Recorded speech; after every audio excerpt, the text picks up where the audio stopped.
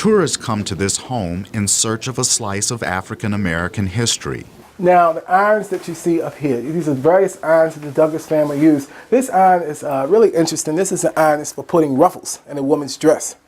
So it sort of demonstrates the type of people who were living in the house.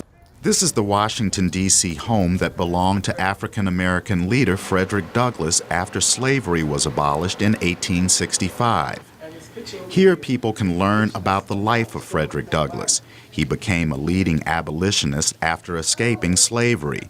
National Park Service Ranger Camille McLaren says people who visit the home come away inspired. That transition from slavery to freedom and living in a home like this really provides the public with tremendous inspiration and demonstrating those notions of self-determination. You can rise from nothing to something. This home is called Cedar Hill. He purchased it in a whites-only neighborhood, a crowning achievement for Douglass, considered the founder of the American Civil Rights Movement. Douglass and his family lived here from 1877 to his death in 1895.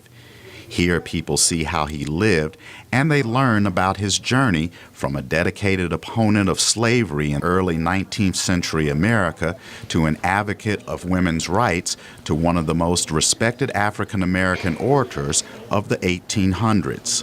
If you have heard anything or read anything about Douglass, you probably heard people mention that his voice rivaled Daniel Webster, who was one of the great orators of the 19th century.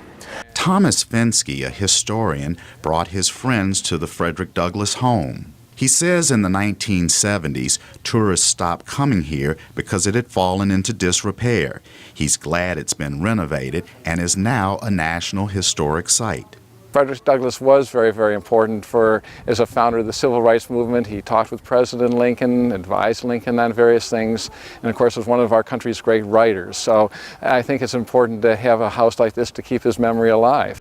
More than 60,000 people have visited the home since it was restored in 2006. Sarah Ward is one of them.